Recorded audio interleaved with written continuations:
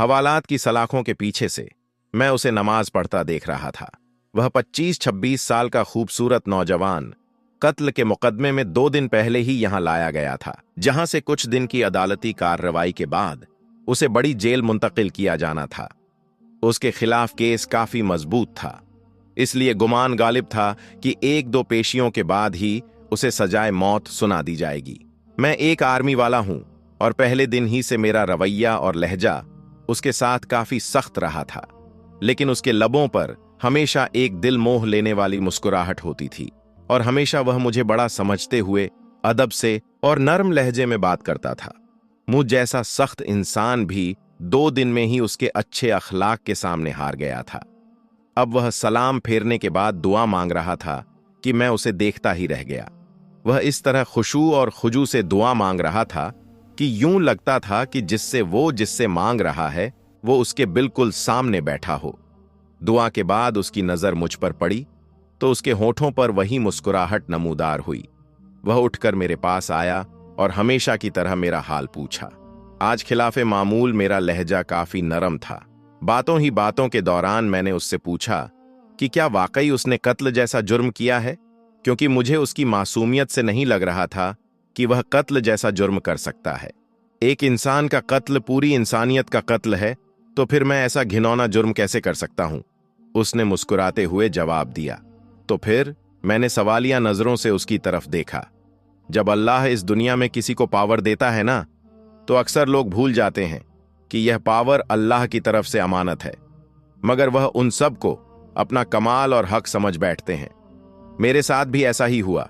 हमारे इलाके के एक बाअसर इंसान ने कत्ल कर दिया। इत्तेफाक से मैं वहां से चंद कदम ही दूर था, इसलिए उसने मुझ पर झूठा इल्जाम लगा दिया। झूठे गवाह भी तैयार कर लिए गए और आखिरकार मुझे यहां जेल में डाल दिया गया। आर्मी वाले ने पूछा, तो तुम्हारे घर वालों ने कुछ नहीं किया? घर वालों ने अपनी सी कोशिश की, लेकिन वही बात, इस मुआशरे में लोग भी डर के मारे उसी का साथ देते हैं जो ताकतवर होते हैं। वह फिर से मुस्कुराया और मुझे उसके सुकून को देखकर हैरत हुई। तुम्हें डर नहीं लगता? हो सकता है कि कुछ दिनों तक तुम्हें मौत की सजा सुना दी जाए। इंशाअल्लाह मुझे कुछ नहीं होगा। मैंने उसके आगे अपनी अर्जी रख दी है, जिसके सामने बड़े से बड़े बादशाह की भी कोई हैसियत नहीं।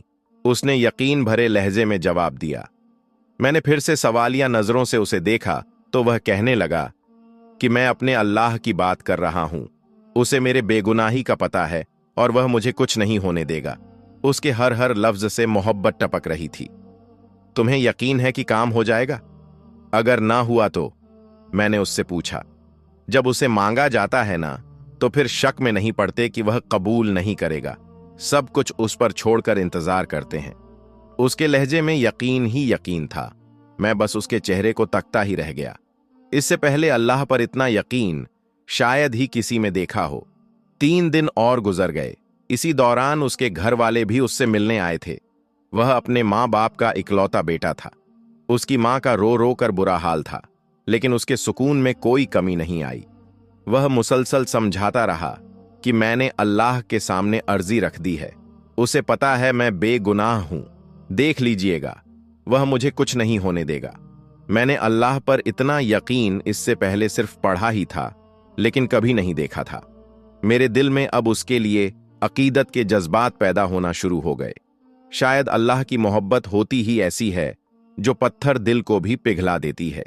फिर जिस दिन उसे अदालत में पेश किया जाना था, उससे 1 दिन पहले ही अजीब वाकया पेश आया। जिस शख्स ने खुद कत्ल करके इल्जाम उस पर लगाया था, वह अपनी बीवी और इकलौते बच्चे के साथ गाड़ी में कहीं जा रहा था कि उसके साथ एक खौफनाक हादसा पेश आया, जिसके नतीजे में उसकी बीवी और बच्चे तो मौके पर ही मर गए और उसे जख्मी हालत में हॉस्पिटल में एडमिट कर दिया गया। काफी घंटों में होश में आने के बाद उसे बीवी और बच्चे के मरने की खबर मिली तो उसकी हालत और बिगड़ गई। इसी जानकी के आलम में उसे कुछ याद आया। उसने चीखकर करीब में मौजूद डॉक्टर को उसकी वीडियो बनाने का कहा। जिद करने पर डॉक्टर ने नर्स को वीडियो बनाने का इशारा किया तो उसने वीडियो में बड़ी मुश्किल से अपने जुर्म को कबूल किया और उस नौजवान को बेगुनाह करार देकर हाथ जोड़कर माफी भी मांगी। उसने डॉक्टर से वादा किया कि वह यह वीडियो जरूर पुलिस स्टेशन लेकर जाएगा। शायद बीवी बच्चों के मर जाने के बाद और अपनी हालत का इल्म हो जाने के बाद वह इस गुनाह को साथ लेकर मरना नहीं चाहता था। उधर वीडियो पुलिस स्टेशन पहुंची, इधर वह शख्स मर गया। उधर आज अदालत में उस बेगुनाह इंसान की पेशी थी और अदालत के सामने उसकी बेगुनाही का यकीन न करने वाला सबूत वीडियो की शक्ल में मौजूद था। इसीलिए उसे बाइज्जत बरी कर दिया गया। आर्मी वाला नौजवान कहता है कि मैं अदालत के कमरे खड़ा गुमसुम सा सोच रहा था कि अल्लाह उन बंदों की जो सही मानों में उस पर ईमान लाते हैं उनकी कैसे मदद कर सकता है। उसकी हथकड़ियां खोल दी गईं। उसकी मां रोते हुए उससे लिपट गई और बाप की आंखों में भी आंसू थे। शायद इसी वजह से कि अल्लाह ने उसे उन हालात में तन्हा नहीं छोड़ा था और इस तरह से उसकी मदद की थी जिसका किसी को वहमो गुमान भी नहीं था। दोस्तों, बेशक अल्लाह बड़ा बेनियाज है। अगर आप किसी के साथ जुल्म करेंगे तो उसकी सजा आपको भुगतनी पड़ेगी। अगर आप किसी बेगुनाह इंसान पर कोई इल्जाम लगाते हैं, आप दुनिया में उसे सजा दिलवा सकते हैं, लेकिन यह बात याद रखिएगा कि रोजे महशर अल्लाह की अदालत लगेगी तो उसमें वह अपना मुद्दा बयान करेगा, उसमें वह अपनी बेगुनाही बयान करेगा और बेशक अल्लाह खूब जानता है कि वह बेगुनाह है और आपका यह जुल्म, आपकी यह ज्यादती आपके गले पड़ेगी।